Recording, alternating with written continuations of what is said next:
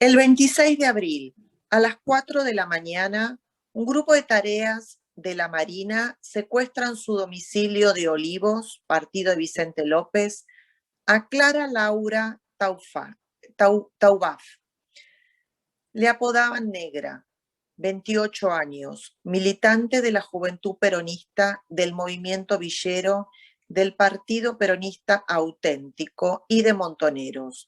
Su responsable, Miguel Sánchez, había sido secuestrado días antes. Continúa justo con la anécdota.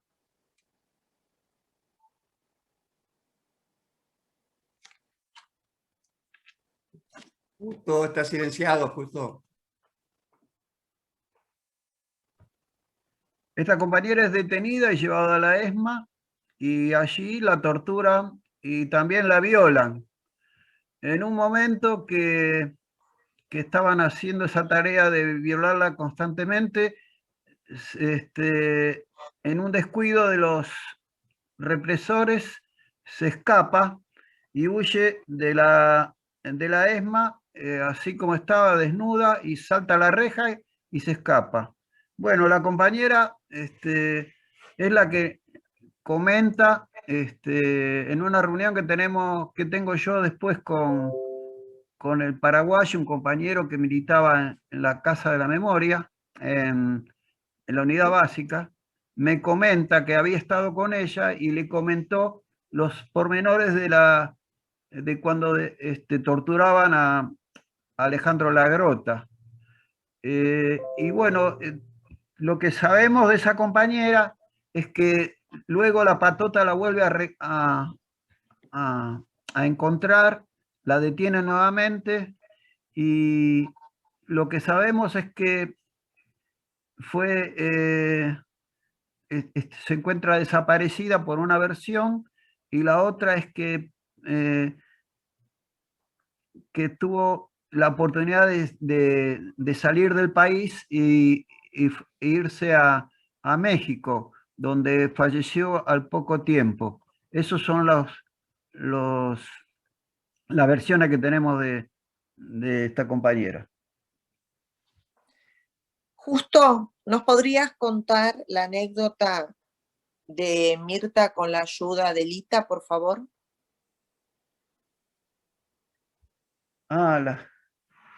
Bueno, lo que pasa es que, bueno, Mirta, en ese momento todavía estaba en nuestra casa y bueno, tiene que ir a una cita que suponemos que era en el Café de los Angelitos. Y Mirta se prepara para ir camuflada, vale decir, para no ser, lleva puesta una peluca que le facilita Lita. Y bueno, y sale de casa y se va a eso pasada el mediodía y va para la cita que tenía ese día. Y bueno, después, pasada la tarde, vuelve Mirta y nos cuenta que estuvo esperando, ya tenía una cita a determinada hora ahí en el Café Los Angelitos, estuvo esperando y parece que después le comenta el mozo, uno de los mozos del café, que había habido un operativo en el café y que eso ocurrió un par de horas antes de que ella llegara. Ella estuvo esperando y como vio que no llegaba nadie a la cita que ella había conformado con el nono, se vuelve. Y bueno, después nos enteramos de lo que había pasado.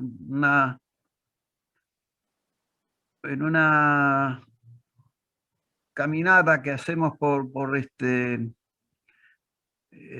la calle Cabildo, nos encontramos con compañeros que tenían la versión de que habían sido levantados el nono y la china y los otros dos compañeros que estaban con ellos.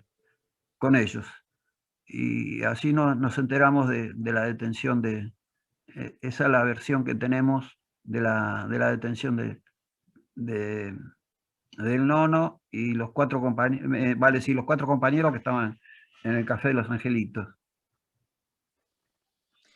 Gracias.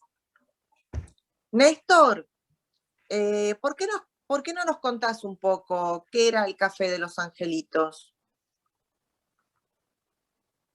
Mutean, ahí está. Sí, bueno, para ubicarnos geográficamente, en el Café de los Angelitos estaba en Avenida Rivadavia y Rincón, y era un lugar donde no se reunía la militancia, por eso creo que los compañeros eligieron ese lugar para el encuentro, porque evidentemente era un encuentro largo, porque se encontraba con distintos compañeros en distintos horarios.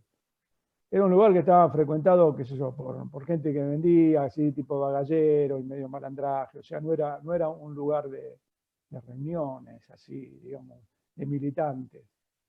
En la reunión participaron Alejandro Lagrota, con su esposa, que lo acompañaba, Jorge Nieman, el papá de Marito, el nono, y la China, su compañera. Ellos eran los que se encontraban en ese encuentro, en ese momento del encuentro, ¿no? Así que era un café bastante distante, casi en una parte céntrica de la capital, digamos, geográficamente, o sea, estaba muy alejado de la casa y de lo que era la parte de zona norte. Solamente eso como para agregar, Gaby. Muchas gracias. Ya que estamos con vos, ¿por qué no nos contás la anécdota de la bandera? Ah, bueno, está bueno que por ahí empecemos a contar alguna anécdota de algún hecho que pasamos.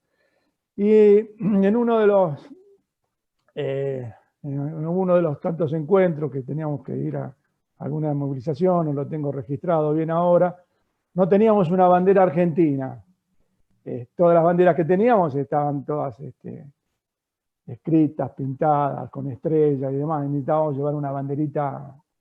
Y la China, que era muy observadora, que tenía todo en mente, todo el esquema geográfico del barrio y algo más, había en la esquina de San Lorenzo y Panamericana, había una empresa que creo que sigue estando todavía, y tenía 2 mástiles. En cada mástil había una bandera grande, la verdad que una bandera naranja con letras que decía cacique. Uy, me vendí. Entonces, había una bandera argentina hermosa, unos colores con un sol fantástico.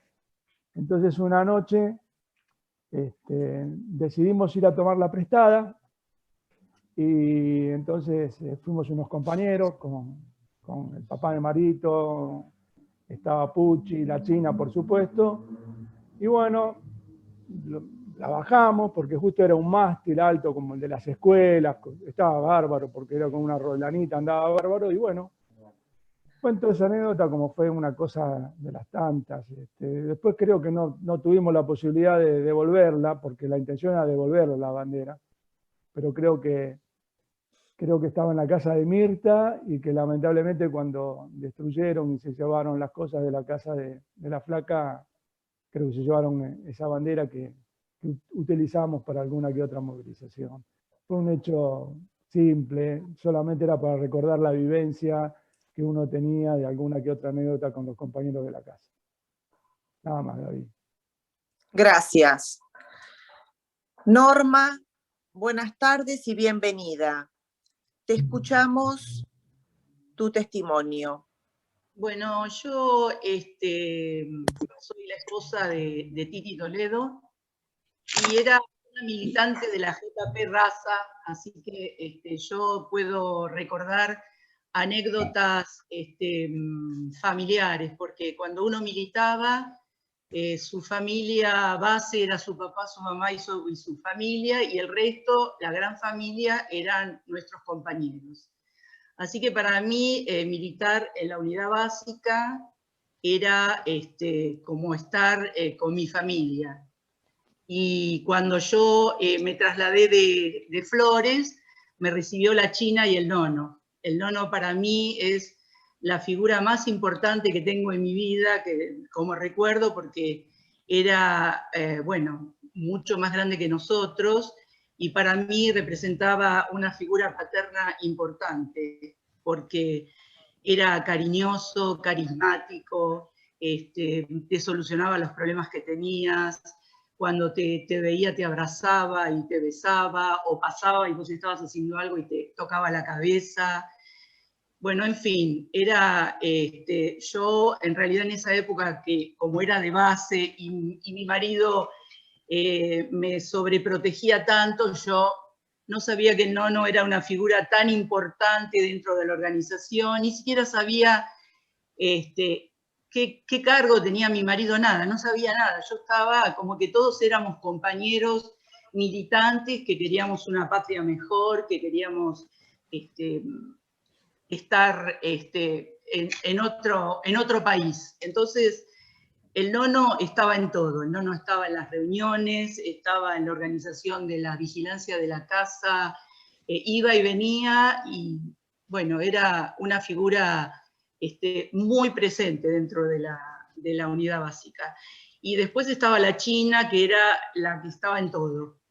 La China estaba con las mujeres que venían a buscar, que tenían problemas, con las reuniones, con las marchas, que una vez hicimos una por aumento de impuestos, y donde a mí me llevaron presa por llevar una bandera. Bueno, inclusive me contó justo que una vez quiso formar un sindicato de cartoneros. Bueno, la China estaba en todo, se ocupaba de todo lo referente a la unidad básica. Y el nono estaba en la JTP, nosotros nos organizábamos, íbamos a volantear a las fábricas, por el barrio, participábamos en las ollas populares de las fábricas, bueno, en fin. Esa figura del nono está muy presente y es la más importante para mí dentro de la militancia. Y después la figura de la China, pero para mí la figura más importante por su desinterés, por su carisma, por su lucha y por todo lo que trabajaba, la figura del nono es la más importante. Nada más. Gracias, Norma. Te mando un beso.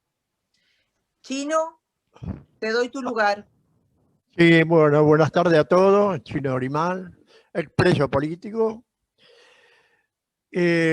Para no redundar mucho, debo aclarar que el periodo de los sucesos, yo estaba en Cana, la U9, casualmente hay un compañero que compartimos Cana, David Masal, que está presente.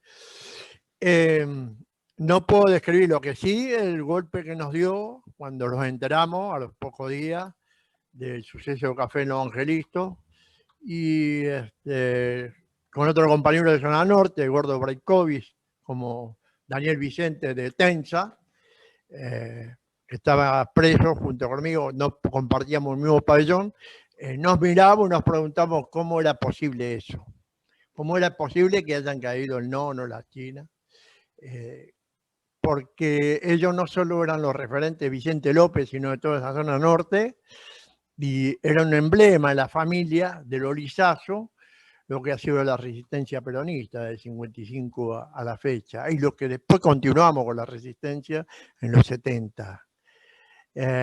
Los que llamaban la atención en el Café Los Angelitos, yo me acuerdo con un par de compañeros, mediados del 74, por agosto, en Capital, lo encontramos ahí en los Café Los Angelitos.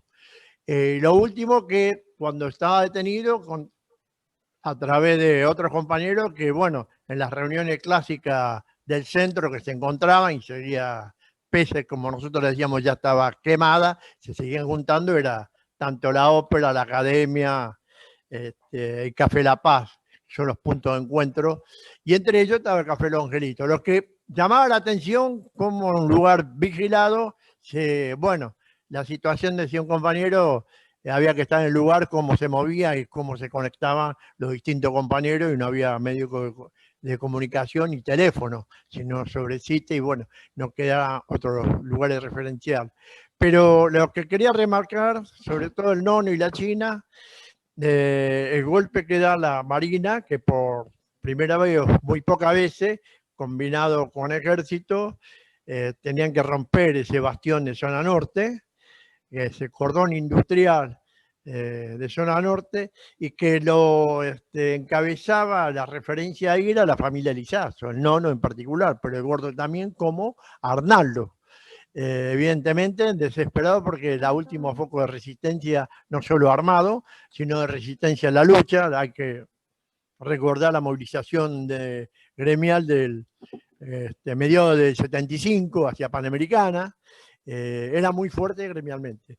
Pero como dijo un compañero, el golpe no es de los grupos armados, como siempre la prensa nos metió, sino que era la organización popular. Y esa organización popular era a través del movimiento obrero organizado. Y ese movimiento obrero organizado es donde estaba la familia Lizazo, y en particular la china y el nono. No hay para rescatar, sino hay que renombrar que son mártires, no fueron víctimas, porque sabían por qué estaban luchando y qué proyecto conseguían. Como los 30.000 detenidos desaparecidos, son mártires hoy que tenemos que no recordarlo, transmitir la historia, el por qué, como en su momento la madre de Plaza de Mayo, Tati Almeida, dijo y definió por qué hicieron esto y el por qué será. Todas esas explicaciones había que dar, como la anécdota, no sé si te acordás, Mazal, la subversión. Los milicos nunca lo hablaban de subversivo, siempre en los ítems, en los escritos, frente a frente no. Y cuando de la guerra de Malvinas, esto va como anécdota, le dijimos a los milicos, sí, somos subversivos ante los valores antinacionales, porque era una guerra preparada. Entonces, o sea, en eso de la familia Lizazo y todos los militantes que en ese momento cayeron, que no es casual, no fue una cosa de casualidad, o que sino que tenían que golpear lugares clave para ir desarmando ese bastión, esa resistencia, que era el último foco, año 76, que fue en zona norte. Nada más, eso es todo lo de los Lizazo. Gracias a todos. Gracias a vos, Chino. Sapo, te damos la bienvenida. Gracias, hola, buenas noches. A lo que hace a la Unidad Básica Combatiente Peronista, era un bastión peronista y montonero en la zona norte. Hablar, digamos, de los referentes fundamentales que eran el nono y la china, mejor que lo que explicó Norma de lo que era el nono, imposible. Era todo eso, un compañero pero querible, y lo único que faltaba, a lo mejor, un poquito más de información de eso, que además eso tenía un coraje a toda prueba. Era un compañero clarísimo y con un coraje a toda prueba. Era casi imposible no admirarlo y no seguir sus pasos. Y la China, también no hay que menospreciar, digamos, la importancia de la China, era el alma mater de la Unidad Básica. Con relación a la militancia en la Unidad Básica Combatientes Peronistas, siempre decimos que los que tuvimos la fortuna de conocer de compartir la militancia con estas compañeras y compañeros, también tenemos el dolor de haberlos perdido físicamente, pero físicamente nada más, porque estamos convencidos, como decimos siempre en la casa, en las guías, los compañeros no son esas fotos que tenemos en la casa, no son esas fotos que están en página 12, son militantes, que siguen militando, siguieron militando y siguen militando, y son en gran parte lo que generó que hoy hayamos podido revertir gran parte de del desastre que venía en Argentina con el neoliberalismo, y bueno, y también para que ahora sigamos con las banderas levantadas. Ellos nos llevaron a tener las banderas levantadas, y los que somos más viejos todavía las tenemos, y seguramente la van a seguir teniendo esas mismas banderas toda la juventud y toda la gente que se sigue sumando a esta militancia, que es algo tan hermoso. Una aclaración, un comentario, yo me había olvidado, pero hoy me acordé recién cuando estábamos hablando del Gordo Miguel, una anécdota del Gordo Miguel. Cuando fuimos el 1 de mayo a la Plaza de Mayo, nuestra columna, la columna de la zona norte, era muy importante, y la Unidad Básica Combatientes Peronistas era tan importante como que un compañero de la unidad básica entró escondido en un bombo la bandera de Montoneros, que se colgó en la unidad básica. Un bombo que él tenía que hacer como que lo tocaba y no lo podía tocar porque se armaba, y ahí entró la bandera de Montoneros. Cuando empezamos la discusión con Perón, que le cantamos una que creo que es una de las consignas políticas más adecuadas que se podía haber cantado nunca, que era ¿qué pasa, general, que está haciendo de gorilas el gobierno popular? Y Perón nos responde. La gente, o sea, muchos compañeros que estaban con nosotros en ese momento, se empiezan a retirar. Y éramos la primera línea, digamos, ¿no? Que estaba el Gordo Miguel, estaba Quique Juárez, estaba el compañero chino que teníamos ahí, estaba también al lado mío. Los compañeros lo empiezan a putear a Perón, a darse vuelta. El Gordo Miguel tenía el walkie-talkie. Y empezó el compañero, no se retiren. Esto para los que dicen que nos echó y lo que puedan pensar que hubo una orden. Fue una cosa natural del pueblo. El Gordo decía, compañero, no se vaya, que no haya... Y todos decían, no, dejate vos con este viejo de puta, sí, vámonos toda la mierda. Y ahí se dio vuelta y nos teníamos de ir. Ese era el Gordo Miguel. El Gordo Miguel tenía un corazón enorme, un tipo de una locuacidad muy amable, muy agradable de escuchar, muy simpático. Y realmente, como tantos otros compañeros, para recordarlo. Hoy contaba justo la caída de Miguel. Miguel lo agarran en una pinza, alcanza a escaparse y cuando llega a la esquina, que había quedado una cuadra, llega a la esquina y justo ahí lo bajan. Como tantos otros compañeros y como todos los compañeros y compañeras desaparecidos, con todo el recuerdo y todo el cariño. Nada más.